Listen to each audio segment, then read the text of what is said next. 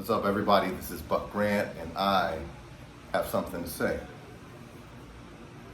Many of us are afraid to be the bad guy in someone's story in our life.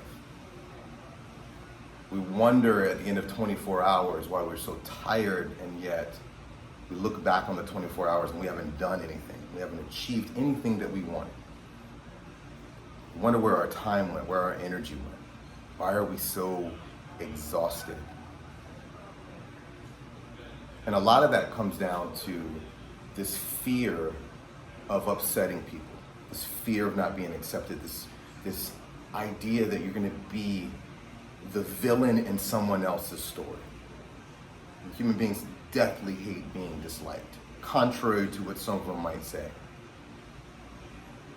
So my challenge to you is to be the bad guy. Be the asshole to the ex-girlfriend or boyfriend.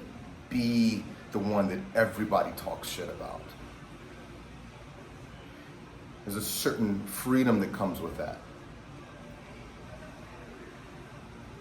Many of you are afraid that you won't be accepted in this world.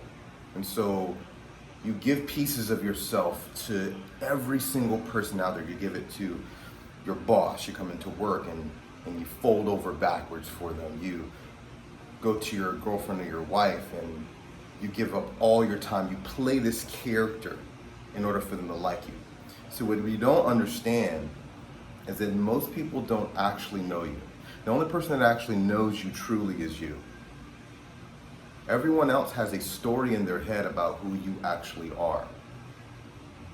And generally, if they like you and they accept you, the story of who you are in their head is a character that plays into their story. If you're friends with your boss, they like you and accept you partially because you are serving a role. You are showing up to work. You are paying their bills. You are of service to their dream.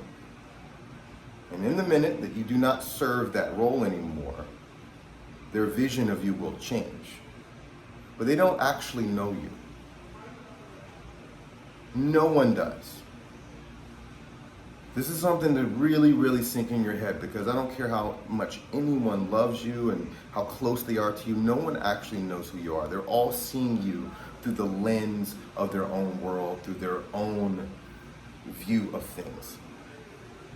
And so it's not their fault that they know what they want and you don't. It's your fault if you're allowing yourself to be pulled over here by this person and then snatched over here by the next person. And then pretty soon, by the end of the day, you've played so many different versions of yourself that you have no idea who the hell you are at the end of the day. And we want to blame it on them. We want to blame it on everyone else around us. But we don't want to take extreme responsibility for who we are. I am challenging you to experience the freedom of being the bad guy. Understand what it would be like if nobody liked you.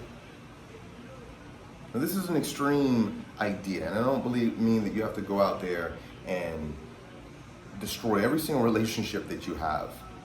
But I want you to think about the freedom that you would actually have if you did not have to impress every single person in your life in order to feel safe. Because understand this, the minute you come over here and you satisfy this person, by definition, you are the bad guy in somebody else's story. And if you go over here, you're going to be the bad guy in that story. You're always going to be the bad guy in someone else's vision, no matter what. So you might as well own up to it. Because what ends up happening is if you become the bad guy in enough stories, you become the hero of your own. You start writing your own story. You get up in the morning, you have a clear vision of what your 24 hours is going to look like. What will success look like at the end of that day, based upon what you see as your vision, what you see as your dream, not what anybody else does. But you have to get over the idea of being liked. It's nice to be liked. Allow yourself to be respected, not by other people, but respected by yourself. Be the bad guy. be brave enough to be the bad guy. This is Buck Grant, and always remember, be brave, be bold, and always choose courage.